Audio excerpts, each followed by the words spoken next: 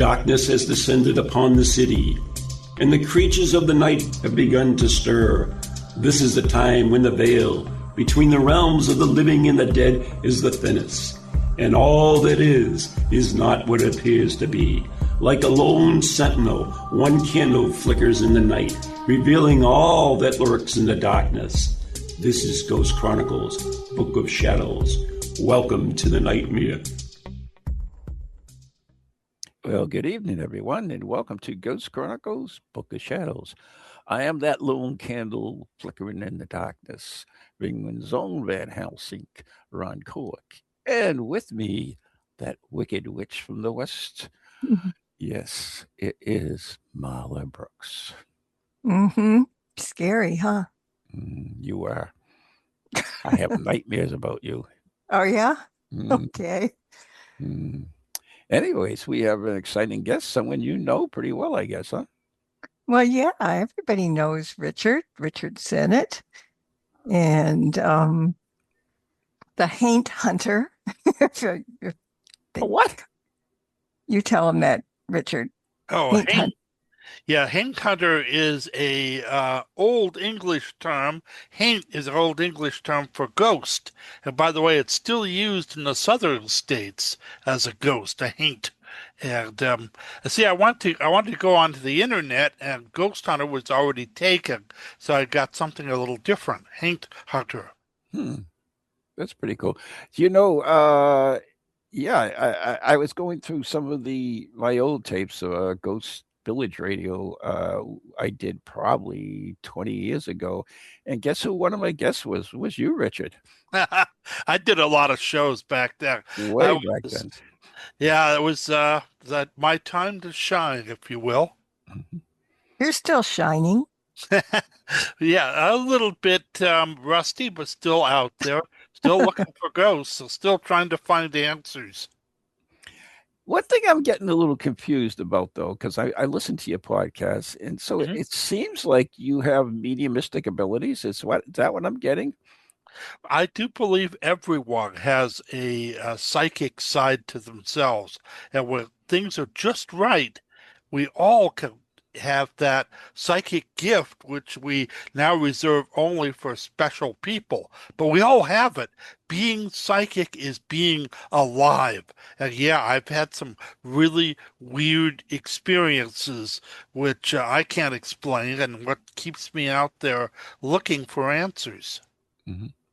So that's what drives you, and I know that when I never even believed in ghosts or anything else, and those experiences that I had got me into it to where I've been doing it full time for over 25 years, and is that what drives you? Because I'm pretty sure that's what drives me. It drives me. You're absolutely right. I still have questions from the first time I saw a ghost back in 1978. You know, it disappeared. It vanished in front of my eyes. But where did it go? It went somewhere, but I'm still trying to figure that out. I'm thinking, it's a theory, that they have the ability to skip through time. So I was seeing this ghost on Thursday. It skipped into Friday. I can't follow him. And to my perception, he disappeared. Now, if he was looking at me, I would seem to disappear as he would skip through different time zones. Anyway, that's my theory. I don't know what caused it, but I'm still out there trying to seek some answers. I've gotten a few, but not many. And I'm still trying to figure out what the nature of this thing, whatever it is, phenomenon, is all about. Yeah, it's intriguing, because perhaps there are, the apparition, as we'll call it, because, people see it. I mean, we that type of thing where you see it's there, it's almost like a time slip. But there are other cases where the ghost has been seen over and over again in the same location. And one question that we batted about in the past is, do ghosts have a shelf life? For instance, there's a case where a ghost was seen as a lady in red, and soon she was turned to a lady in pink, and then she was a wisp, and then she was just sound. Is Do you think that ghosts dissipate after time? Yeah, I do believe that's possible. I think that they have like a shelf life of about, oh, I don't know, 200 or 300 years. And I've seen that in England. If you go through some of the cases there where ghosts appear as a solid apparition, like a very strong human form, then it becomes wispy, and then it becomes just a little ball, and then finally it's gone altogether. So it's like they sort of wear out, if you will, and go away, but we don't really know. But if they can't skip through time, maybe they can prolong their existence. We found in Rome people seeing ancient Roman ghosts, which are thousands of years old. Maybe they're able to skip 100 years at a time or something like that. Anyway, that's found in the folklore anyway, that ghosts can jump up to 100 years at a time, appearing, then being gone, then appearing again. Lots and lots of questions, but not a lot of answers. In fact, ghost hunting is a little like walking on jello. We, don't have a lot of firm answers out there, so it's intriguing.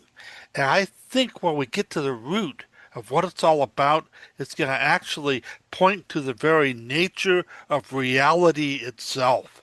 Hmm. So I got to ask you before we get too far into the show, is that, how did you get involved in this from the beginning? I mean, wherever you started getting interested in it, was it as a Well, child? Was it later or what? my mother was very psychic, and she used to read cards, all that. But I thought, my mother's crazy, and I didn't give much thought to it. And then one night, I saw a ghost, and it was so disturbing in a lot of ways that it changed my whole life. I started to investigate, trying to see if I was crazy or not, or what they were, what's all about. And that's what really got me involved. In fact, you'll notice a lot of ghost hunters have that kind of experience. They, in fact, see, hear, or experience something so bizarre they can't explain it. And so that gets them started on the quest to try to find answers. I'm still on that quest. For me, it was where I was doing archaeology back at one of the old California missions. This was at San Antonio de Padua near King City in Northern California. And I was there with a team of archaeologists. We were digging, and I was in the laboratory late at night. Everywhere else had gone to bed. I was involved in a special project that got me interested. And it was about 12:30. I closed down the lab, turned off the lights, went off to actually, I was going to go to the um, kitchen to see if I could steal a cupcake or two. And while I was walking through the courtyard, I saw a monk with a candle. Now, that didn't scare me because it's a monastery. The monks live there. I thought, oh, one of the brothers is up. I'll talk to him. Well, I walked up to him. I got about 10 feet, and bam, he disappeared. He just Huh. wasn't there. And he didn't fade out like you see in the movies. He was never transparent. He looked like a guy wearing a Right. monk's habit. And all of a sudden, I was there by myself, and my mouth dropped. I first looked around. I thought he fell in a hole or something. There was no hole. And then I realized that it was a ghost. And that's when I lost my appetite and went back to my room, left the lights on, you know. and in my mind's eye, I can still see it as plain as I could back in July of 1978. Oh, wow. And that's what started me. And from that day I've been trying to find answers to what ghosts are, uh, what they might not be, and I've got lots of questions and very few answers. That's intriguing to me because you said he had a candle. A ghost is, an apparition, but this is an object. So an object, I know, and you would think that's that these. fascinating. Well, I talked to the monks who Mhm. lived there the next day, and they told me there was a monk named Brother Joseph. And everybody loved this guy. He was like a living saint. Everybody just felt he was the salt of the earth. And every night at 12:30, he'd light a candle and go from his room into the chapel and pray for an extra hour above and beyond the call of duty. And they would see him with his candle going to the chapel. Well, that's what I bumped into. And I didn't know that story, yet I got this impression. And I think the candle was there to let people know this was Brother Joseph. I think, Okay. So that he, whatever this is, made the candle appear. yeah, it was part of the whole apparition, reenacting the things he did in life. Mhm. And he was certainly not anyone to be afraid of or anything like that. And by all accounts from the other monks, he was a really wonderful man. And he just got old and passed away. He's Mhm. buried there at the mission, by the way.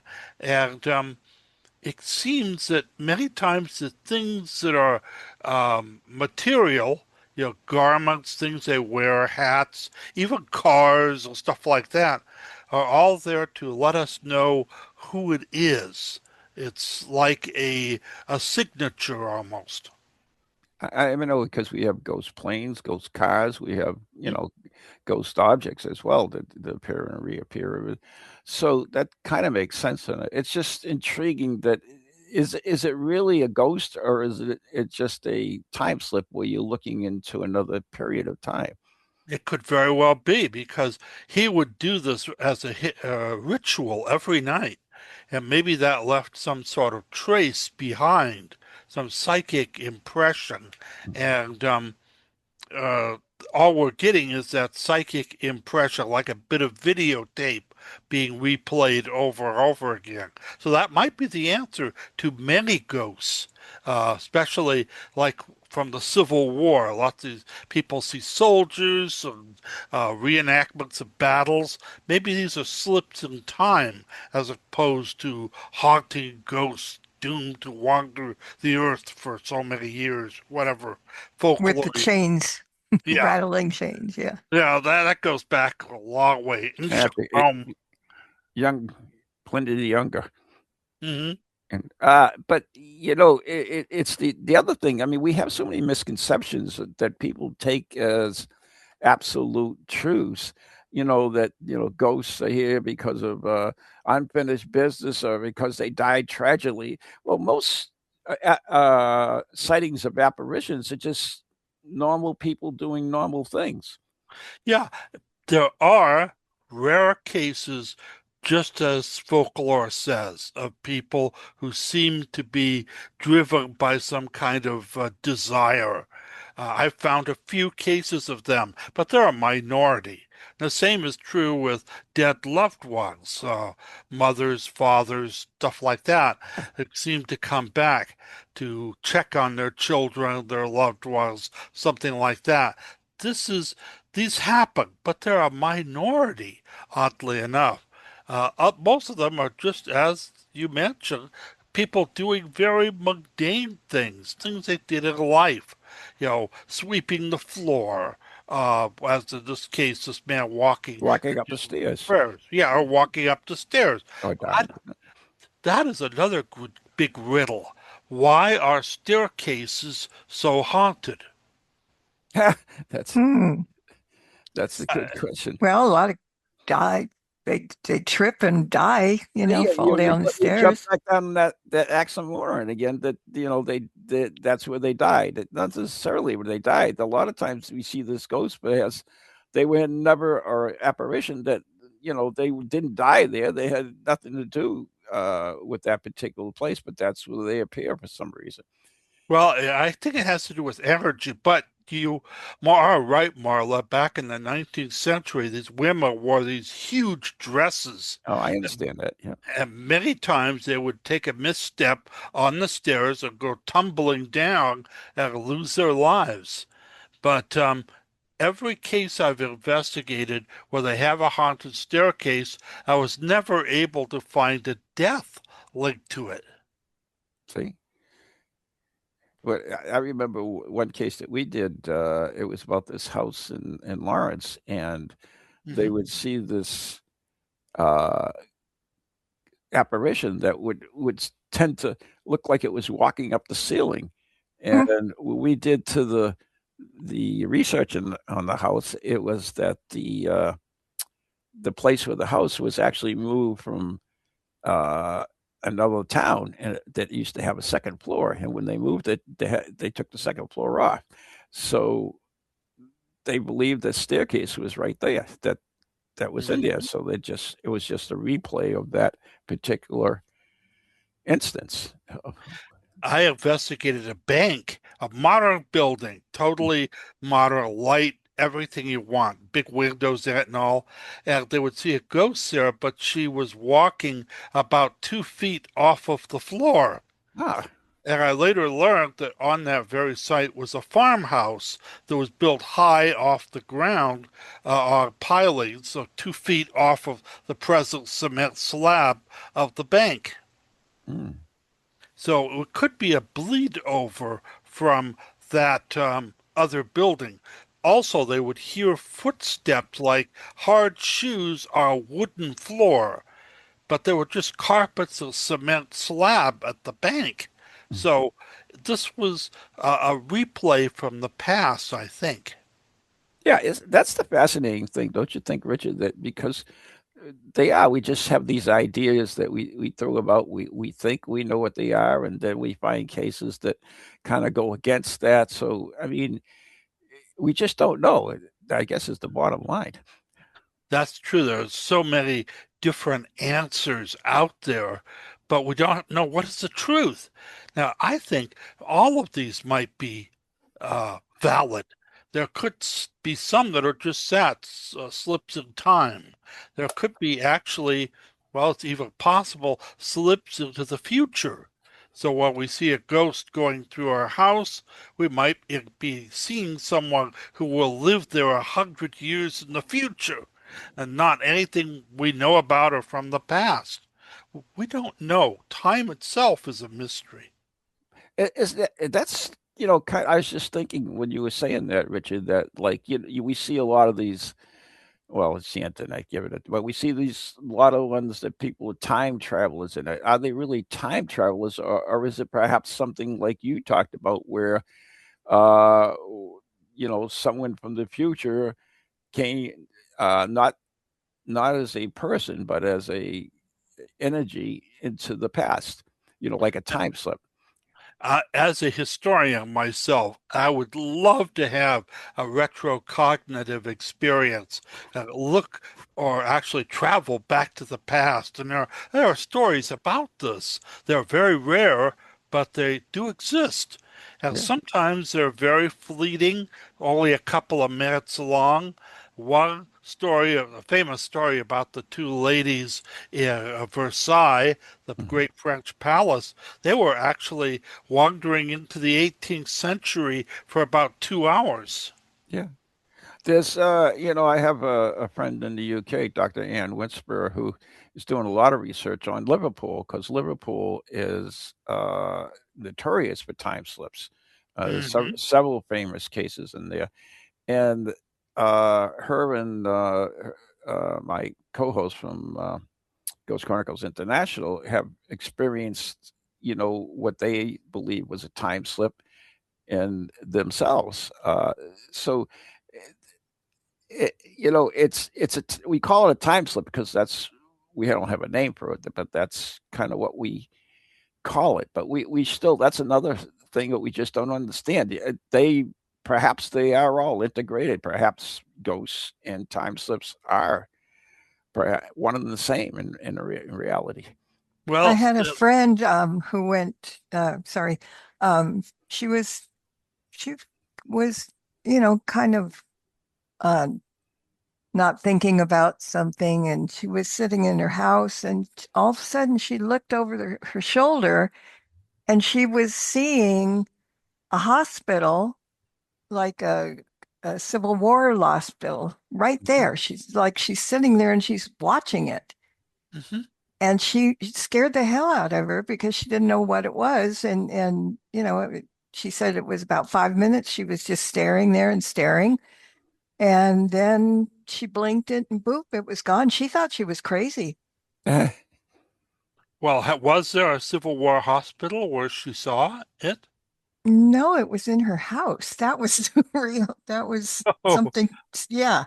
So that's why she thought she went nuts. But she swore that this is what she saw. They were doing, uh, uh, uh, doctors are doing their things Yeah. right there in front of her, I like surgery or something. I have experiences I call waking dreams, but they're basically I'm awake, but I can actually be somewhere else. It's usually another place, and I don't know if that's a out of body experience, but I'm still awake, so I'm not sure what it is. Or is it remote viewing or what? It's so intriguing because everything that we witness goes through our own bodies, our own minds, our own filters. So it's all filtered through us. So it's difficult to prove some of this stuff at all. I get some of my best stories from Civil War reenactors.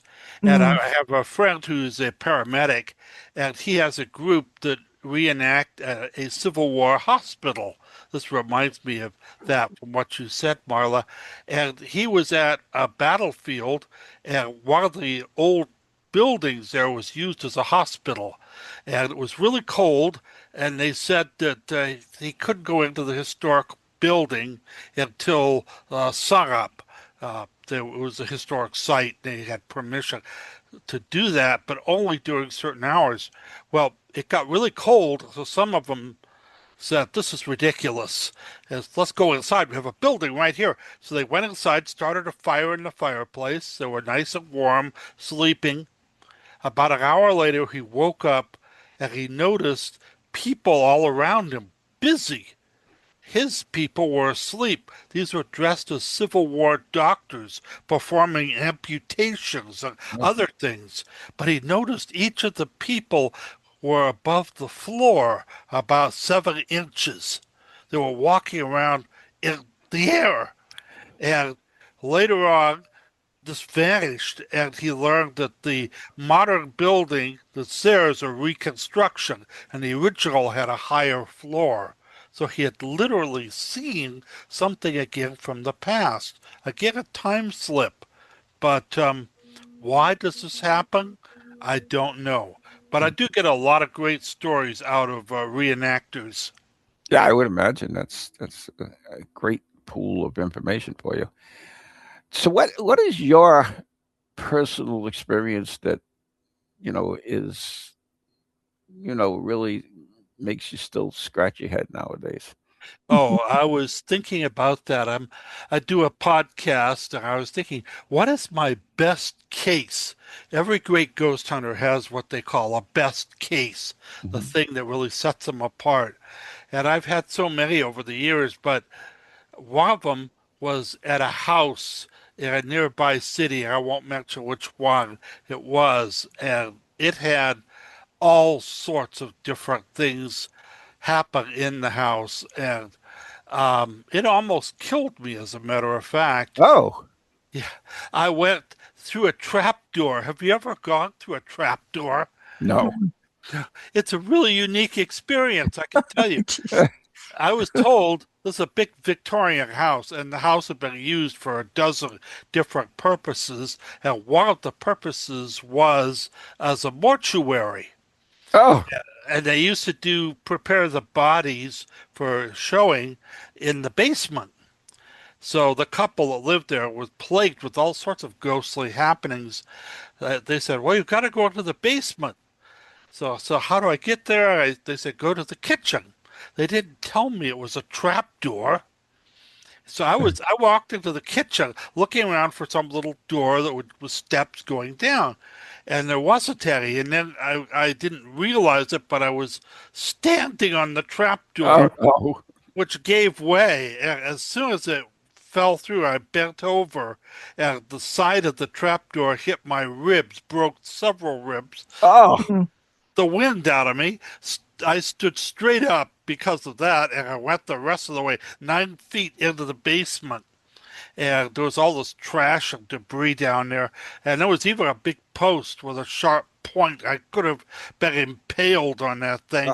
Mm. But that house had the most phenomenon that I've ever encountered. I got some of the best EVP there. I had learned that everything started when the lady decided that lived there decided to have her baby at home with a small team rather than go to the hospital. And after that, all hell broke loose. They would see a ghostly woman. We did some more research and found that that had been used as a home for unwed mothers in the 1920s. And they would have their baby there, and of course, it would be taken for adoption or whatever they wanted to do with the child. And that event seemed to trigger everything. And we had amazing things happen. We saw apparitions, but I got the best EVP during a seance we conducted there. We actually got these crying children. There was no oh, crying children around. There was nothing, no cats, though. There was no children at all in the place. No one heard this until we played it back, and it was the most haunting thing I had ever heard. mm. So what did you do when I mean, you broke your ribs. That was the end of the investigation. Yes. I assume you went to the hospital. No, I didn't. What? No, as a matter of fact, the people who lived there, and by the way, there was a Navy diver and his wife, and their children lived in the house. The Navy guy got me 2 beers, which I drank, and they let me go home. And my wife was really angry because Yeah, I I was would bet. late. And I pulled off my shirt and I was black and blue. Oh, Oh, And she said, "You want to go to the hospital?" I said, "No, just wrap me up." It was oh. cool. I could have actually died or something.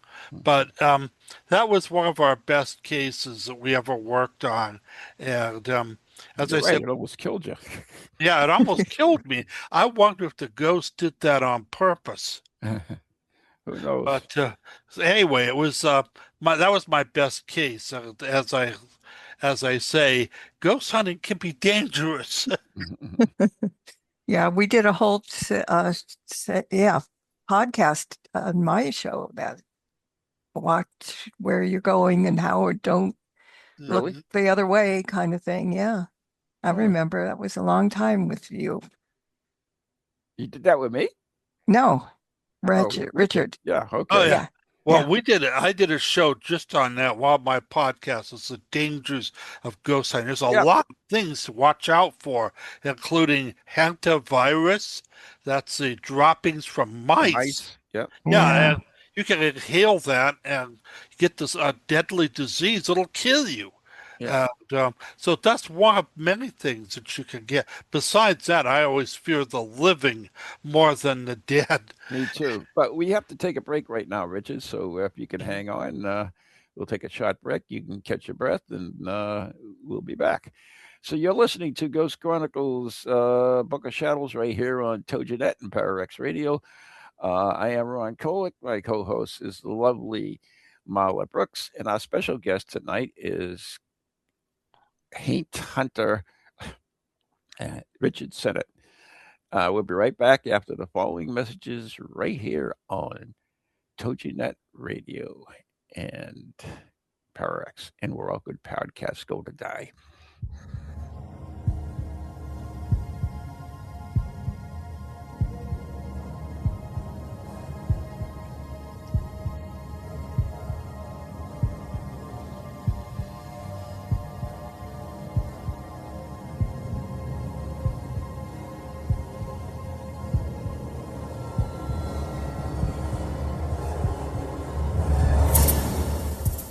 Do you have a paranormal event, book, or something else you want people to know about?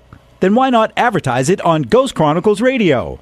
With over 150,000 downloads a month, get your message out to an audience that's interested in the subject. We have a plan at a cost that fits your needs. For more information, contact Ron Kolick at anyghostproject@comcast.net or call 978-455-6678.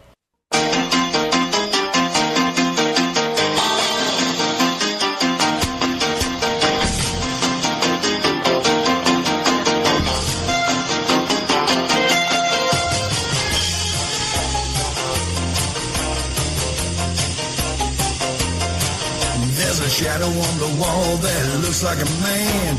Lord, that lamp just moved on that stand. I got movement in the cellars, I got footsteps in the hall. There's no time to waste, I better make some calls. I gotta get ready, make everything right, 'cause all my rowdy friends are ghost hunting tonight. Hey, round up the team, let's get started. This is Brother Mike. There's a party and you're invited. We got the camera set, let's turn off these lights, 'cause all my rowdy friends are ghost hunting tonight.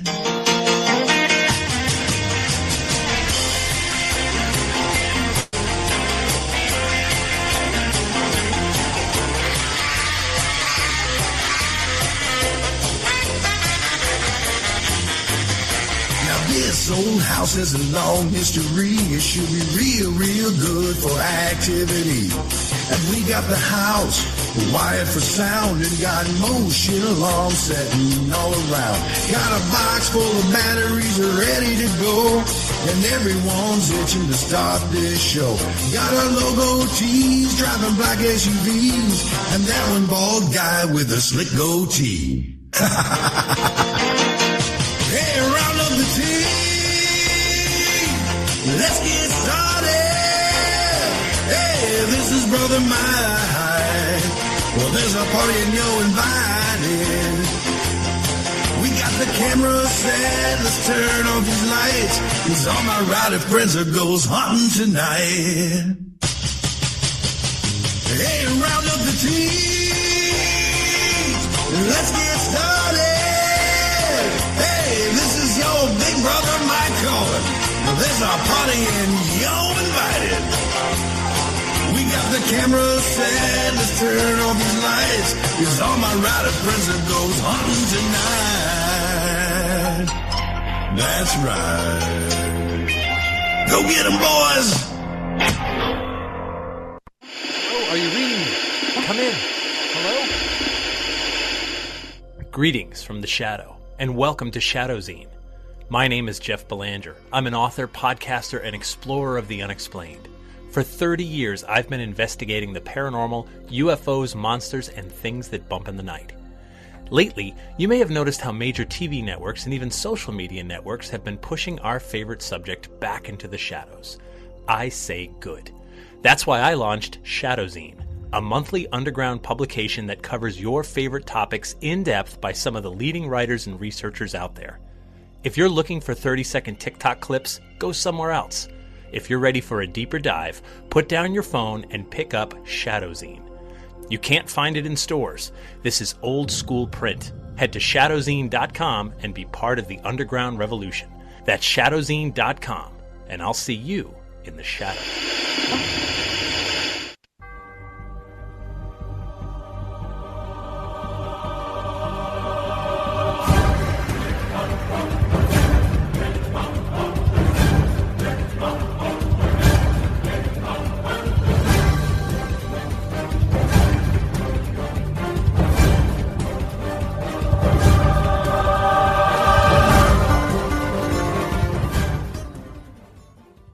And welcome back. Here's Ron Conant. Okay. Changed my name, did you? Huh? Yeah. Well, That's good. you never. I'm Marla Brooks. I know me. And That's our good thing. guest is Richard Sennett. Good. And we're talking ghost. Welcome, Richard. Oh, glad to be here and talk about my favorite subject, ghosts. So, Do you find like your opinions have changed over the years since you first started doing this to where you are today? Yes, very much. When I first started, I thought there had to be an interesting, simple answer for what ghosts are. And for a long time, I got into the theory that there were leftover emotional traces. But then after a while, that just didn't seem to work. And I keep trying to find an answer to what these are. And so far, it's eluded me, so I have changed my opinions. In fact, when I first started, I thought that it was all harmless stuff, kind of akin to folklore. But as I got into it, after about 9 years, I bumped into something quite evil. I didn't believe there was anything evil out there. Well, I had to change my mind very abruptly. And I now think, yeah, there are evil things out there. Fortunately, they're very, very rare, but they do exist. One must be wary of them. Hmm. Most people are afraid of ghosts because they get a bad name. Hmm. And some of them deserve the bad name. Some Yeah. of them are almost, well, demonic, if you will, deliberately try to harm or frighten or do things that would be, well, demonic. So there are evil things out there. It's just that fortunately they're rare. I think a lot of the ghost hunters on the TV shows, I don't think they've really ran across anything quite evil yet. And I don't know how they would handle encountering something like that. Yeah, it's yeah. So you've run across them yourself then? Yes, I didn't believe it till I had that happen. Yeah. And this is a house in Santa Barbara, a modern home too. You wouldn't think anything would be negative there. No Victorian on the hill. It was occupied, big windows, beautifully pointed, all sorts of beautiful stuff in it. But there was something dark and evil in that house. Later I learned it was built on top of a cemetery. If that's any uh, reason for it to be haunted, I don't know. But there was one room where everything bad happened. They put a bird in a cage there, a parrot, it died. The cat they had refused to go in there and finally ran away. Everything, people just couldn't sleep in that room.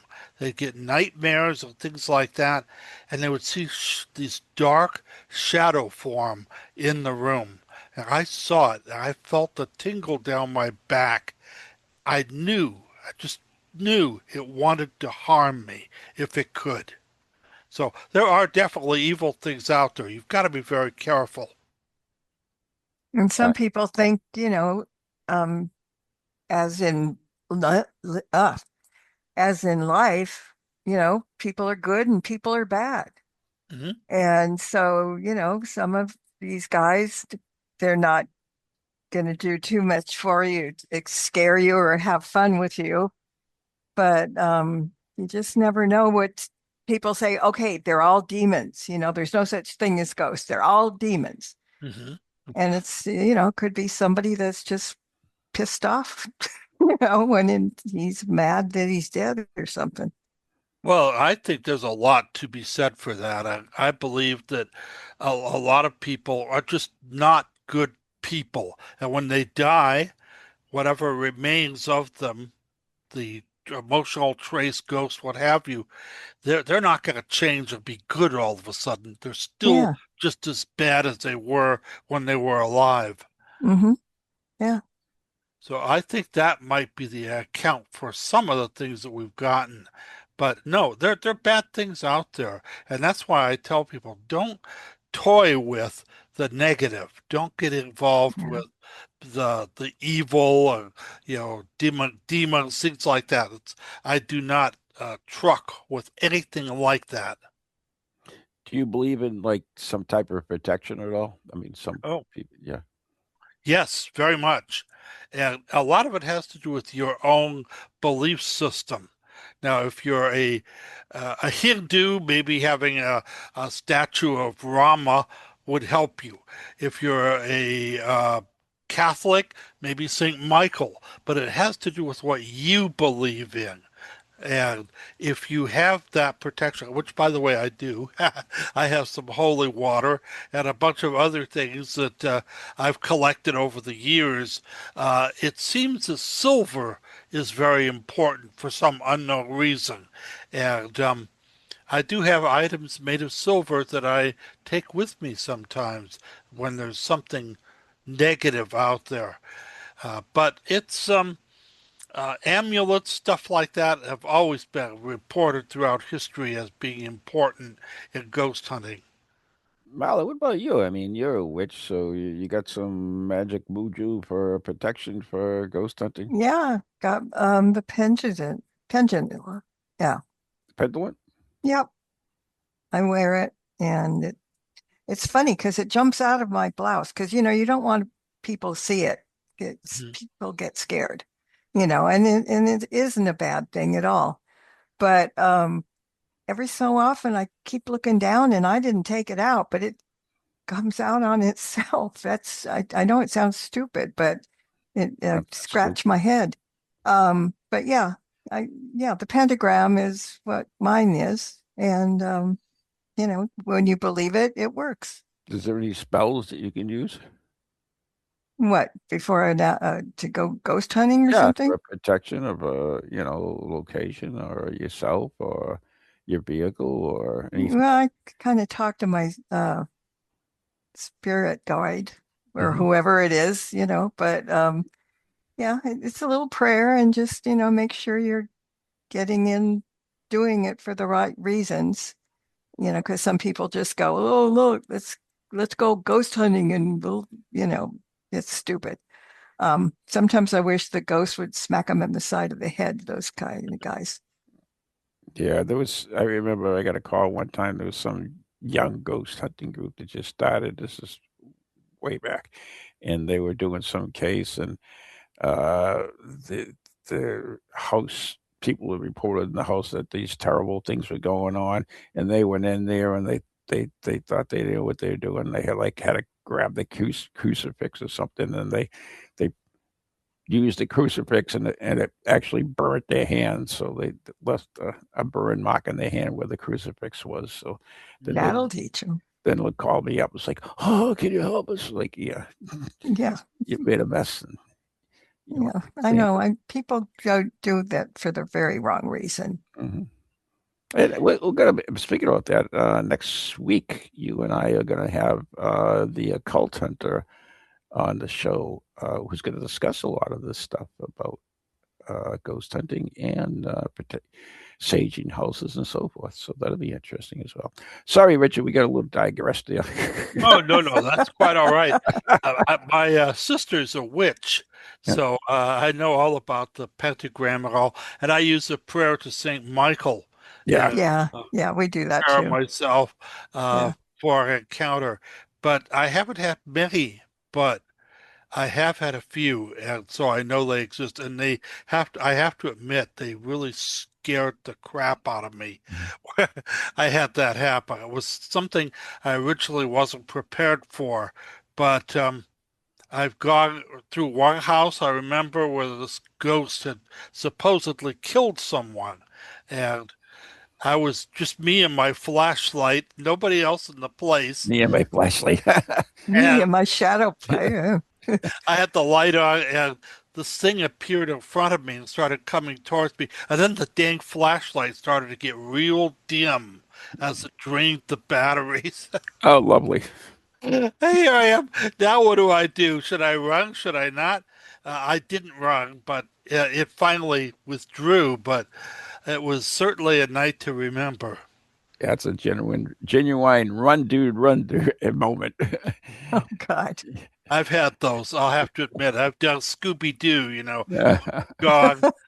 Sometimes I can't help people. Sometimes all I can do is tell them, "Why don't you just move?"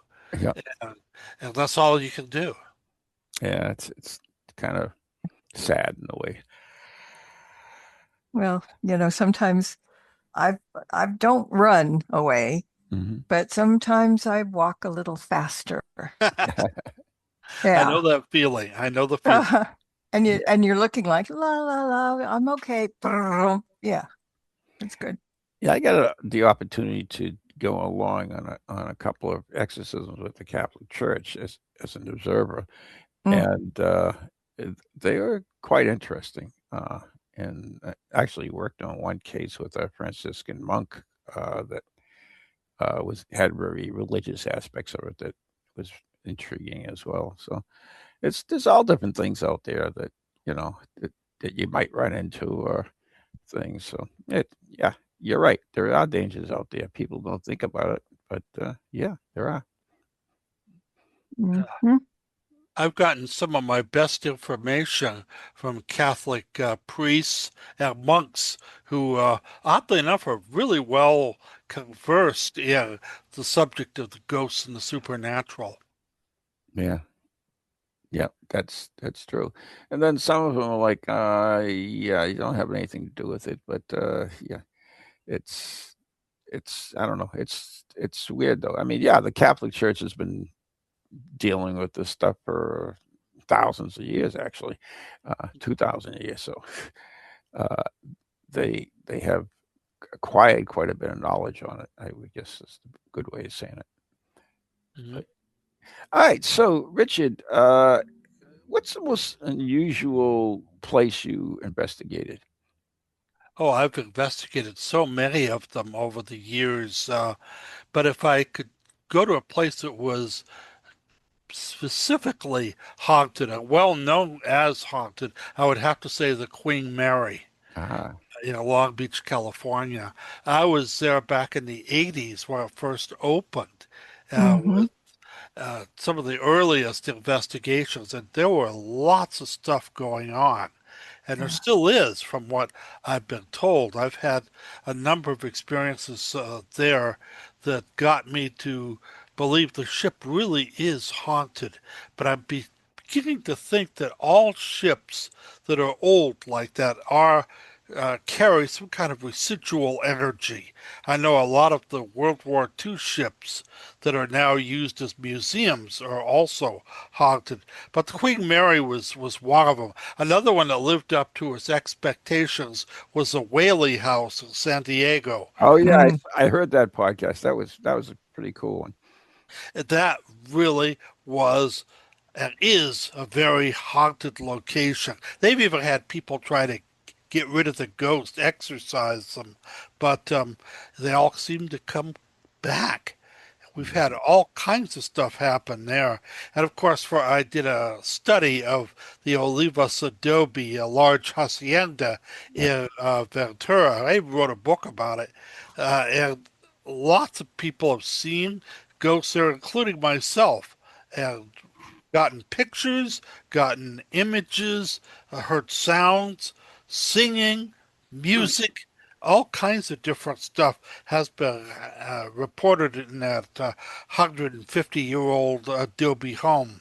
Wow. So it's that's I've gotten a lot of different things over the years. It's funny you mentioned the Queen Mary because just a couple of weeks ago I had Nicole Strickland on, who wrote a couple books on the Queen Mary as well, and she mentioned you. Oh, well, we did a séance there, the best séance I ever did, and I've gone to about 75 of them. But this one, my wife's a medium. Hmm. I know my wife does not speak Italian. She speaks Russian. That's true. She speaks Swedish because her family's from Sweden, and but she does not speak any Romance language. She's all at sea when it comes to Spanish. All she started to speak Italian, and in the middle of the Wow. séance, finally we got her to sort of calm down, and then it turned into broken English, and she told the story of an Italian pilot from World War II, Carlos Giovetti, and how he had been shot down, carried on the Queen Mary as a POW, and died in transit to Australia, where Oh, they sent a lot of the early POWs that they had gotten. and he talked about his airplane, all the details, even his last mission that he flew on. And it's really kind of amazing. He was talking about, he was also a diehard believer of Mussolini. He thought Mussolini could do no wrong. He was a big fascist. And by the way, he hated English people who I guess were the enemy. And what was amazing was that he gave a lot of details. I was unable to research it, but I gave the material to an English reporter who went to the Imperial War Museum in London and found every detail that Carlos talked about was accurate. Oh, wow. That's pretty cool. He got the mission, even the name of his commanding officer. All of the stuff was in the seance. So that was the most information we ever got. And he wrote a story about it that went worldwide. And it actually was featured in a magazine in South Africa called Buddy Girl. Which had pictures of naked ladies between real stories, and they bought his story. And so I always taunt my wife, telling her she appeared in Buddy Girl. And there was a picture of her, but it was accurate. And after that story hit, all these people came forward, like from Naples, his family members who did that. Oh, by the way, a lot of Italians don't like English people, I discovered. And it was an interesting case, but I always wondered, why did he pick my wife, Debbie? Mm-hmm. And then I realized a lot of what he talked about was his airplane, which was a Falco Fiat biplane, actually. And I didn't realize it, but my wife is also a pilot. Oh. And I think that's what did it. Makes sense. He talked about his airplane. By the way, he really loved it, even though it was out of date and the British shut it down pretty easily. Yeah. But he wanted to just tell about his story of what happened to him on that terrible voyage from Egypt all the way to Australia in the middle of the Indian Ocean. There were hundreds of people died. The heat was, there's no air conditioning on the Queen Mary.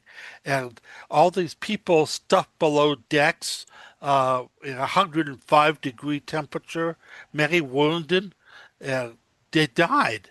And they were like sharks following the ship as they threw them overboard. One after another. It was a voyage from hell. I guess it was. I had the good opportunity to actually investigate B-17, which was kind of fun. So that was a good investigation. But Richard, if people want to find out more about you and your books and stuff, how can they do that? Well, I'm on Amazon.com. I have a web page there. Richard said it. And I have all of my books there, including my most recent one that you can check out and get into. I had a lot of fun writing that. It's about how to communicate with the dead in a lot of ways. It was it's called California Landmarks and How to Enjoy Them.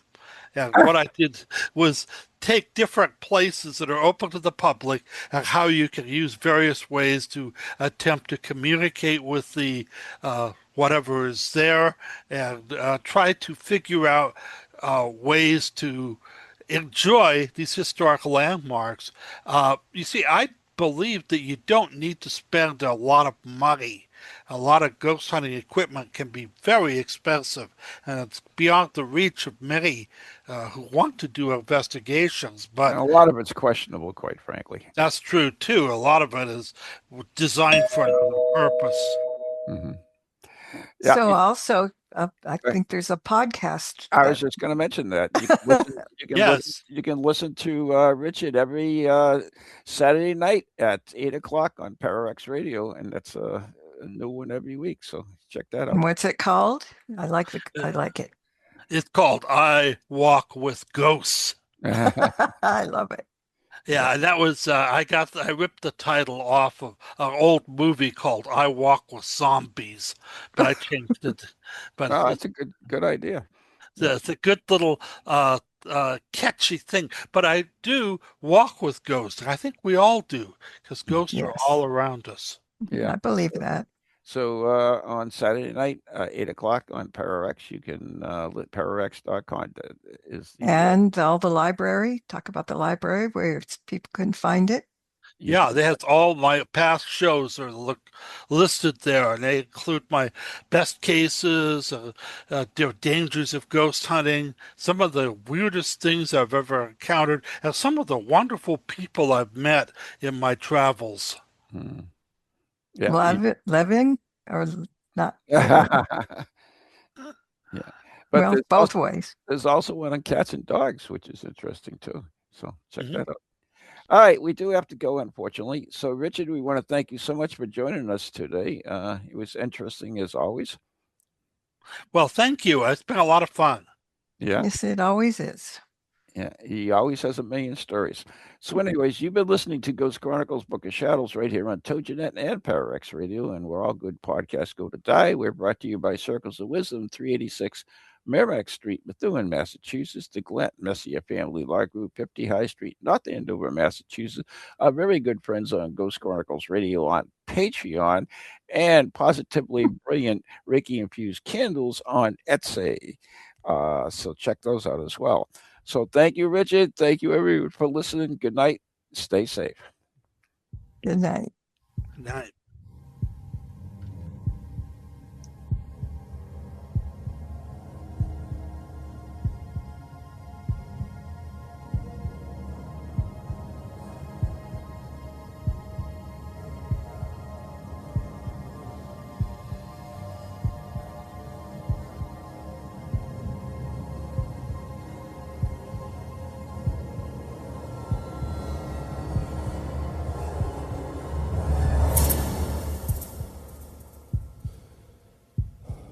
From ghoulies to ghosties, long-leggedy beasties, and things that go bump in the night.